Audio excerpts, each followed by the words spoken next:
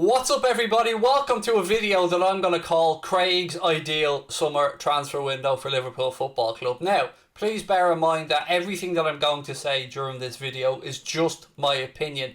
I'm trying to be realistic in those that I name, so you won't hear the likes of Mbappe or Jude Bellingham or anybody like that, because I know and you know that it will be all pie in the sky stuff. So what I'm going to do is have a chat around, firstly, the outgoings. I'm going to have a guess at what I think these guys could go for, and then I'm going to say what would be my ideal replacements or who I'd like to see come in the door. First up, let's have a look at outgoings, and I'm going to start with DIVOCK ORIGI right at the very start. DIVOCK ORIGI has had some huge moments at Liverpool, there's no denying that, but probably best time for him to move on. What is DIVOCK now? 26 years of age, something like that. So if we were to sell DIVOCK, and if there was a club out there who was willing to buy him, I think somewhere between 12 and 15 million would be a realistic amount for DIVOCK ORIGI. Again, you might think that's a little bit on the higher low side, but this is just me playing a guessing game basically. Next up is a name that again has attracted a good bit of attention actually this summer, and that's MARKO GRUJIC. Spent last season at Porto, and before that was at Hertha Berlin. It did look like that he was destined to go to Porto this summer, but Sassuolo have apparently shown a lot of interest in him. I've always felt GRUJIC never really got a fair go at Liverpool, and that he was a fine footballer, and you know, if he does go to Porto or Sassuolo, I think he'll do very well at either of those clubs. The figure that Liverpool seem to be looking for him is somewhere between 12 and 15 million quid. Probably 13 seems to be, let's go in the middle-ish, somewhere like 13.5 million quid. The next one on the list for me is Shaqiri. Shaqiri is somebody who, look, I know has a lot of fans in our fan base. I know a lot of people like Shaqiri and think he'd be a very good option off the bench. For me, the problem with Shaqiri has never been that he's not talented enough really. It's more that he's picked up a lot of little muscle strains and knocks. And yeah, he's had a couple of bright moments for us, and yes, he does have a bit of a wand of a foot, and I think just with his age, I think he's probably going to want to play more regularly, and I think he could well move on this summer. And the question remains, what could we get for Shaqiri? Genuinely, I don't know with this one. I think Liverpool would ideally like to recoup roughly the 12.5, 13 million quid we paid for him from Stoke. I don't think we will. I think probably somewhere around 8 to 10, probably even on the lower end of that, is realistic for Shaqiri. Next one up on the list is Harry Wilson, somebody who again some Liverpool fans think deserves a shot. From what I've seen of Wilson, I don't think he'll cut the mustard at Liverpool, and some mad links for him actually. Porto, a club that have been linked with Wilson, and I think he will move on this summer. And much like Ryan Kent before him, I think he deserves to go and play football. What is he now, 23, 24 years of age, something like that, Wilson? 12 million upwards maybe for Wilson, because there's undoubted talent there. Other names that I've linked with moves away, PHILLIPS, somebody who we all love because of what he did last season, somebody who massively stepped up, somebody whose star is definitely on the rise after his performances for Liverpool towards the latter part of last season. Now, I think it's fairly safe to say that if PHILLIPS does move on, having had loan spells at Stuttgart and did very well for us, he'll probably end up at a Premier League club, and it's probably the right time for Liverpool to cash in on that if they want to move him on. Now, I do know Klopp has been impressed with how far he's come. Again, the number seems to be around £10 million that Liverpool would do business for PHILLIPS if the right offer came in. Then there's two other players. One, it's going to be no surprise, Ben Woodburn. I genuinely haven't got a clue with regards to money on this one. I think it's pretty clear that Ben Woodburn's long-term future lies away from Liverpool. The final name on the list is probably a name that I never ever thought that I would say, but I would sell NABY KEITA in this transfer window if we were to get an offer of 30 to 35 million pound. Now, I'm well aware that that would be Liverpool taking a loss, but I'm also aware that there is some good talent that can be gotten. Alex Oxlade-Chamberlain has a part in Jurgen Klopp's plans, and I've no doubt that a fully fit and firing NABY KEITA would have also had a massive part in Klopp's plans, and maybe he still does. But for me, I don't think we could go into another season running the risk of these two boys being out injured again. I think one of them okay, and Alex Oxlade-Chamberlain is more versatile, more Premier League proven. I think NABY KEITA has the higher ceiling, but I just don't think it looks like we're going to see the NABY KEITA that we'd seen at Salzburg, the NABY KEITA that we fought off competition from around Europe to bring in. So if an offer came in, let's say of around £35 million, personally, I would sell him. And I say that very reluctantly because I was so excited when we signed him. But between injuries and many other reasons, I mean, maybe the league's a little bit different than he thought, but it doesn't look like the lad has been able to put together a consistent run of games. He wasn't even able to do the run-in without picking up an injury at the end of this Premier League campaign, and that was after having a long time out. Now look, if we go into the season and keep him, I've got no problems with him. Of course I don't. I'd love him to succeed and do really well. Now we get to the sexy part of the video. Now we get to the part where I talk about the players that I'd like to see Liverpool sign.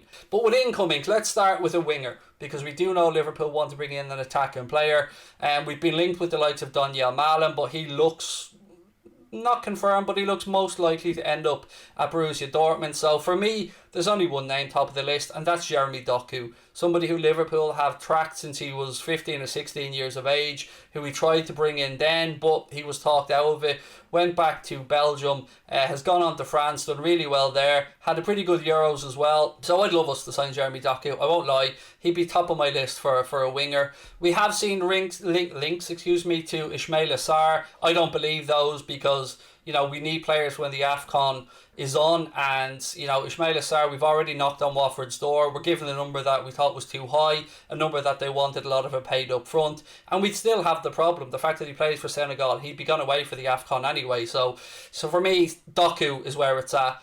But I'm going to drop another name for you right now. This goes against everything I've always said, because I've always said that it's very unlikely that we go from one Premier League club to another with regards to signing players, particularly with the club that I'm about to mention. I would go to Leicester City and test their resolve to try and keep, or try and bring in Harvey Barnes, because I know that the club have looked at Barnes.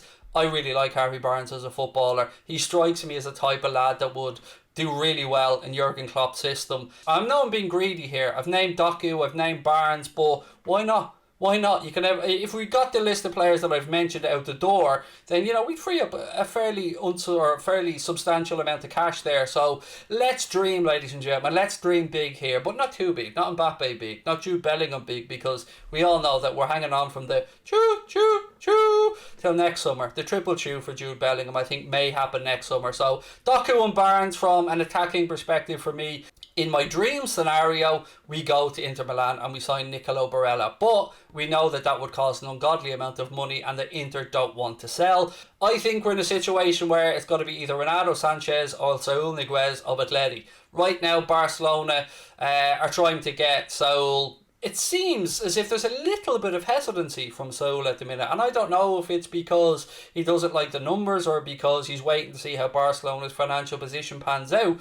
But if Liverpool do want somebody to come in and be a genuine Yaldum replacement, but a few years younger, well, this guy's bulletproof. He doesn't miss football games. He's very rarely injured. He's a very good tactical footballer, quite versatile as well. Renato Sanches, who of course I think is probably the most likely option for me as the window goes by. You get the feeling that Liverpool will bide their time and they'll look, and if we see, let's say, nobody else has gone in for Renato Sanches, you can understand why Jurgen Klopp would make that link and would go, okay, I like him, let's go and get him. And look, I'd have no issue. Yuri Tielemans is another name that's been mentioned, but I don't think that we'd cough up the 60-65 million. There is a contract offer on the table right now for him from Leicester City. He's on his holidays. It remains to be seen whether he signs that new contract or not.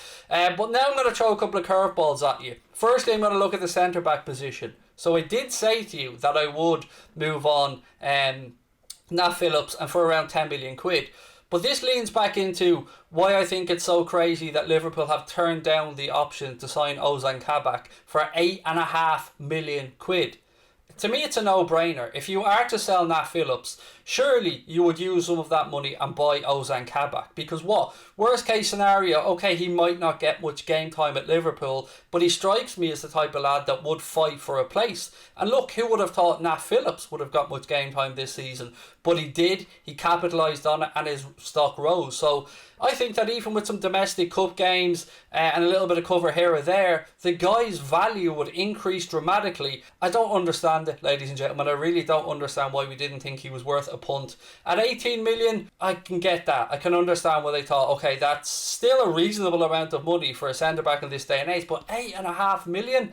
You just know he'll end up somewhere like Leicester City and go on to be a fine player. So I would have done it this window with a view to the long term and cashing in and making a few quid. And the final name is somebody who I saved to last because it's somebody that's most likely not going to happen, but it is somebody who I think Liverpool will look to in the future, and ideally for me, I'd like an attacking midfielder in this window. So yes, we've talked about wide forwards, we've talked about Gini and Yalden replacements. I want to talk about a young man that I know Jurgen Klopp has been keeping tabs on, REYNA, an American international, still a very young kid, but somebody with undoubted talent and undoubted ability. Another great find for Borussia Dortmund. So I would love us to go out there and get REYNA, and then you look into the future with like Curtis Jones, Harvey Elliott, Queevy and Kelleher, you know, the centre backs that I've spoken about, Connor Bradley coming through, Musialowski, we've got Glatzel who's gone out on loan to Tranmere, and so my ideal summer would be Jeremy Doku, Harvey Barnes, either one of Renato Sanches or Saul,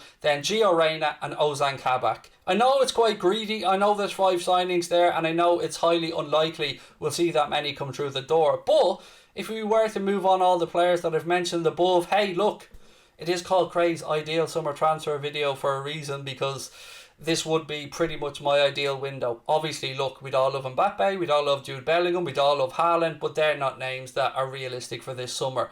I know I've stretched the realisticness, if that even the right word. I've stretched what is possibly realistic with the likes of REYNA and Harvey Barnes, but hey, I'm allowed to dream a little bit. As always, ladies and gentlemen, I've had lots of fun recording this video. I'd love to know your thoughts on everything that I've spoken about. Any names that you think I've missed out on that could be available for a very good price. Any names that you believe Liverpool are looking at that I haven't mentioned yet. Please do let me know in the comment section below. I'm not saying this is gonna happen. I'm just saying that if I had the reins of Liverpool Football Club and I had the opportunity to do it, that's what I'd do this summer.